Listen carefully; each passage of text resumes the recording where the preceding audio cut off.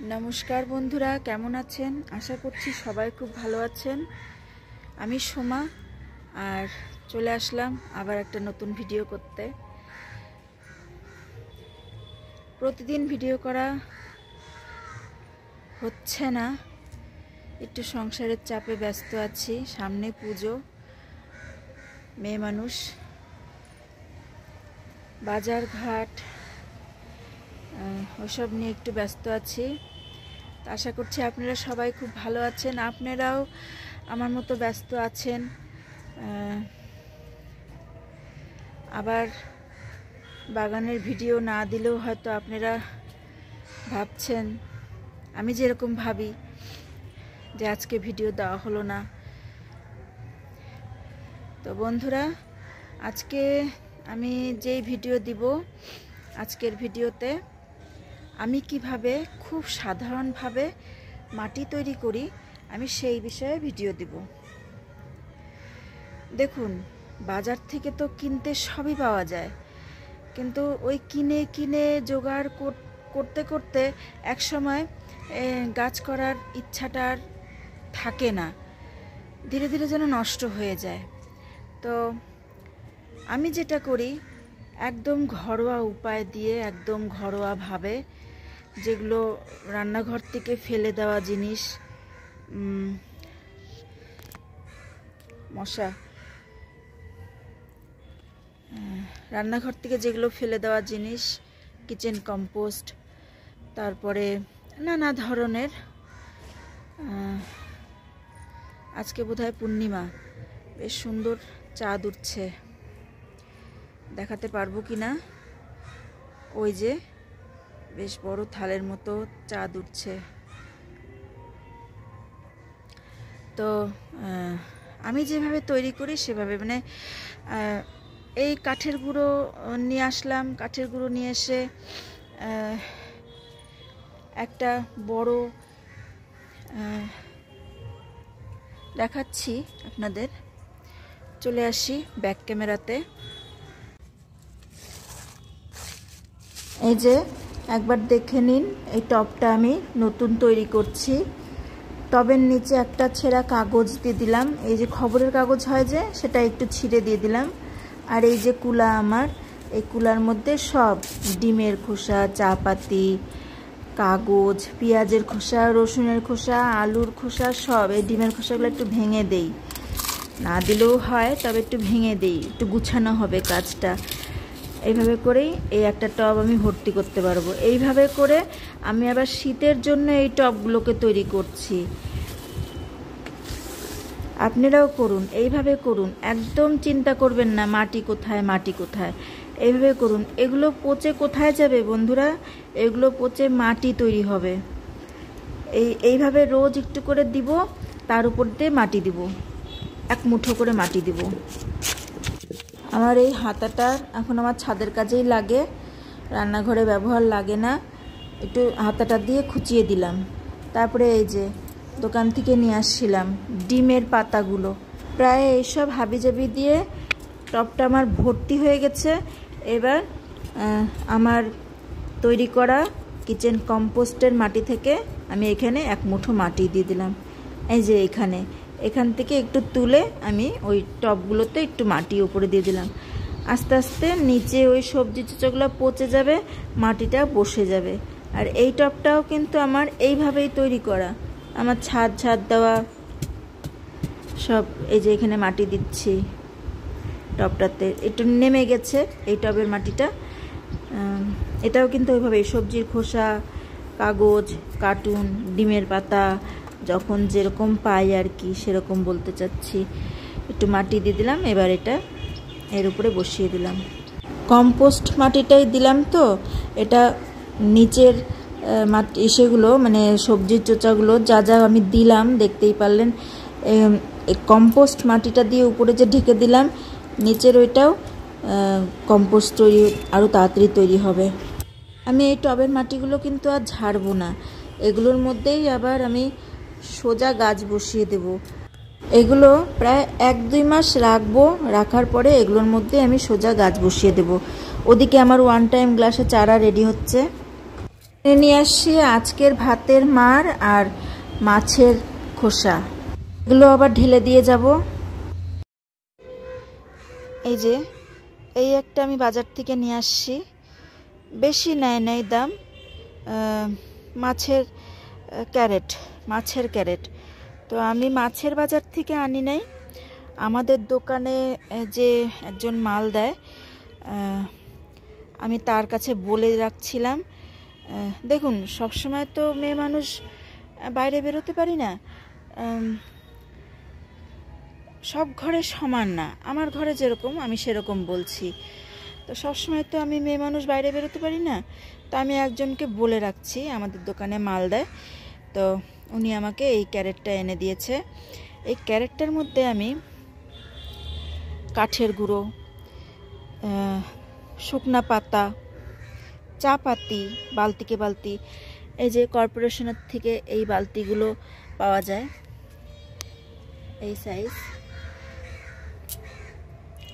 এই বালতিতে এক বালতি আমি গোবর সার, এক বালতি আমি চা পাতি, এইভাবে যা যখন পাই, ভাত নষ্ট হচ্ছে ফেলে দেওয়ার থেকে এর মধ্যেই ফেলি।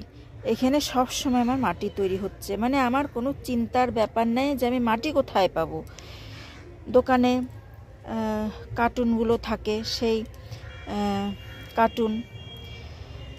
কার্টুনগুলো টুকরো টুকরো করে, যতদূর সম্ভব টুকরো টুকরো করে এর মধ্যে দিয়ে দিচ্ছি, উপর দিয়ে মাটি চাপা দিয়ে দিচ্ছি।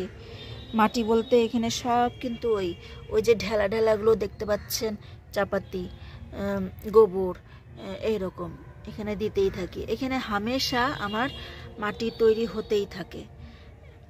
কখনো ভরে যায়, আবার আমি হয়তো নিলাম কোনো গাছের গোড়ায় দিলাম, দিয়ে আবার আমি এইভাবে করে করি।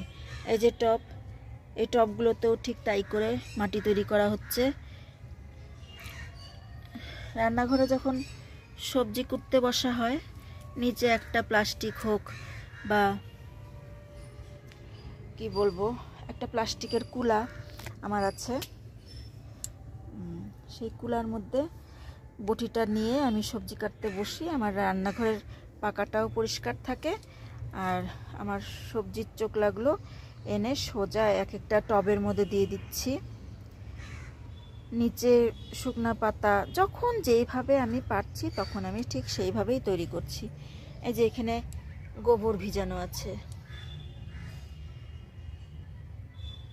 বলবেন যে মশা হবে মানে দেখুন, আমার যতদূর জানা আছে, মশা কিন্তু নোংরা জলে ডিম পাড়ে না, মশা ডিম পাড়ে পরিষ্কার জলে। আর আমি তো এইগুলোকে প্রতিদিন একটু করে নেড়ে দেই। এই যে এখানে আছে, এই যে নেড়ে দেই, এভাবে করে নেড়ে দেই। প্রতিদিন একবার করে হলেও আমি একটু নেড়ে দেব।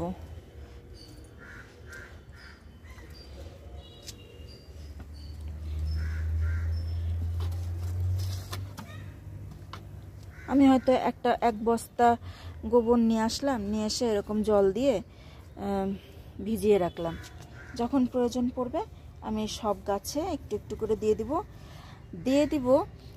কিন্তু এর এতটা ঘন দিব না, একদম পাতলা করে দিব। এর মধ্যে ভাতের মাড় আছে, ভাতের মাড়টাও আমি ফেলি না, কোনো জিনিস আমি এখন ফেলতে মন চায় না। গাছ ভালোবাসি, ফেলতে মন চায় না। গাছের জন্যে আমি সবসময় চিন্তা করি। এই যে আমার টমেটো গাছে ফুল চলে আসছে। ভিডিও করতে আস্তে আস্তে আমার সন্ধ্যাই লেগে যাচ্ছে, ঠিক আমি পেরে উঠছি না, সময় পেয়ে উঠছি না। কি জানি ভিডিও করাও কি বন্ধ হয়ে যাবে কিনা, ভালো লাগে না, শরীরও ভালো যায় না। এই মাথাটা একটু ভেঙে দিলাম, আপনাদের সঙ্গে কথা বলতে বলতে মাথাটা একটু ভেঙে দিলাম। এই ভাঙাটা আমি এখানেও ফেলতে পারি বা এখানেও ফেলতে পারি, ফেলে দিলাম।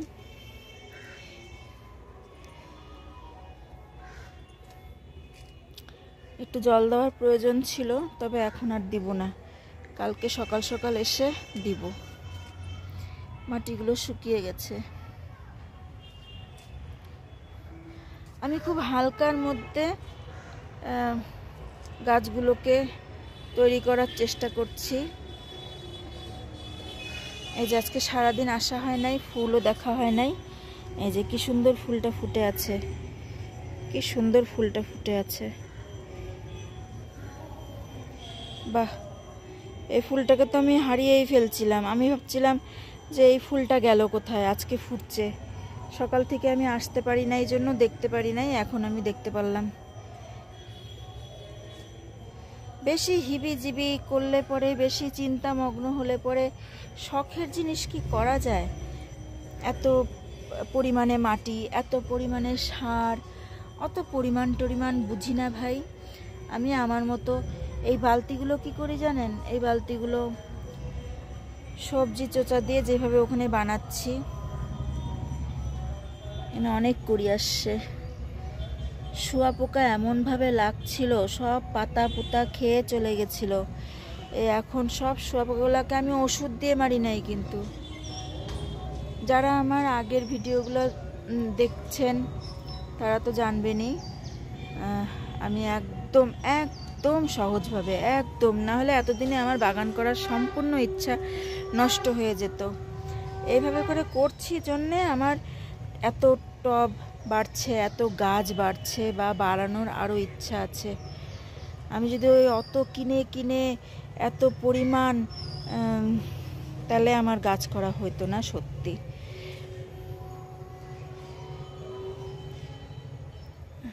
এই যে হলুদ পাতা, যখন যেরকম মনে হয় আমি করে দিই। এটা সাদা সাদা রঙ্গন, এটা গোলাপি রঙ্গন, আর একটা হলুদ রঙ্গন ছিল, যা কোথায় যেন হারাই গেছে মনে হয়। আবার ফুলটা ফুটলে খুঁজে পাবো, ফুলটা ফুটলে খুঁজে পাবো।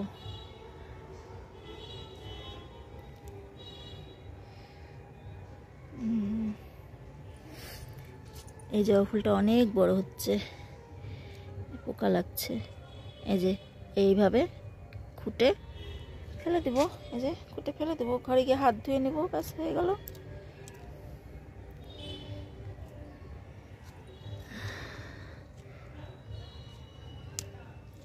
কিন্তু একবার করে রোজই একটু চেক করতে হয় কোথায় কি হচ্ছে, ধরা পড়ে সব পোকা লাগলে বা কিছু হলে।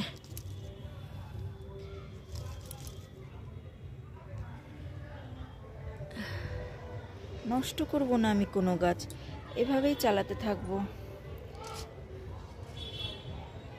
হচ্ছে তো, ওইখানে আছে কামরাঙ্গা গাছ, কত ফুল আসছে, কে বলছে হবে না?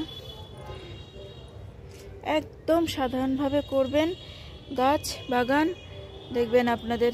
ওই দেখেন ড্রাগনগুলো কেমন লাল হয়ে গেছে, সাইজটাও বেশ ভালো হয়েছে। এটাই কি শেষ ফল হবে নাকি আরো হবে?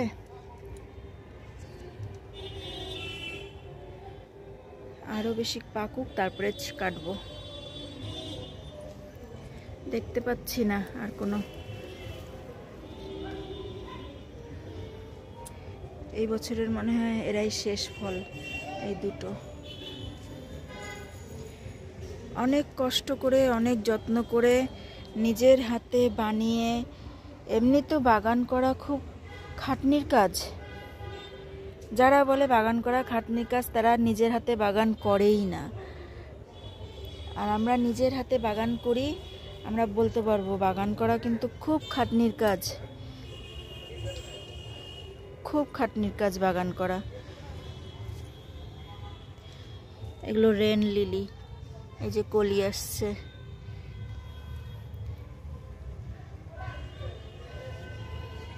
আর এই লেবু গাছটা খুব ভালো, সব সময় ফল থাকছে, কিন্তু এই দেখেন সব সময় ফল থাকছে, আবার ফুলও আসছে এদিক দিয়ে, অনেক ফুল আসছে।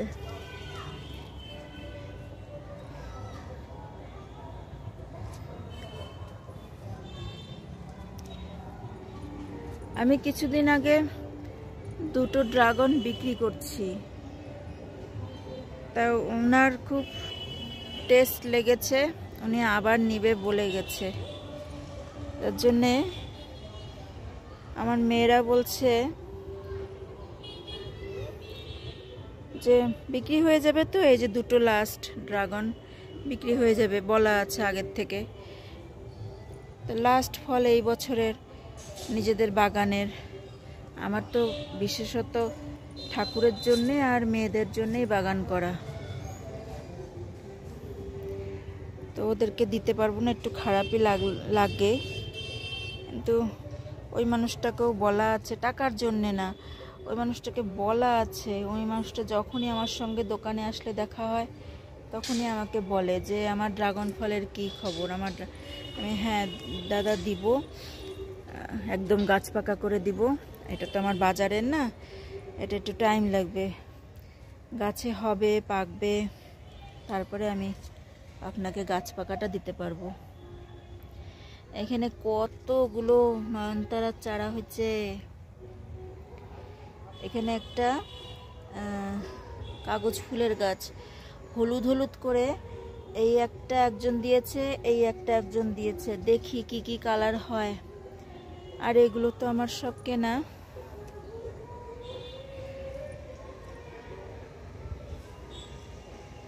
দেখতে দেখতে সন্ধ্যা হয়ে গেল।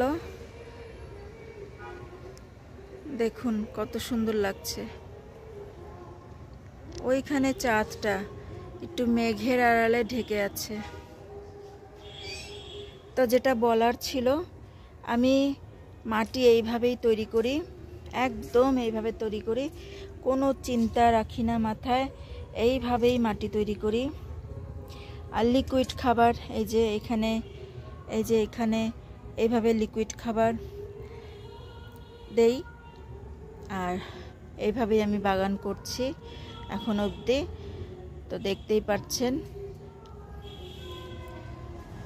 কোনো দিক থেকে কম নাই আমার বাগান। তো আপনারা এভাবে বাগান করুন, ভালো থাকুন, সুস্থ থাকুন। আজকের ভিডিওটা তাহলে এখানেই শেষ করছি। দেখি আবার কালকে নতুন ভিডিও কি নিয়ে আসি।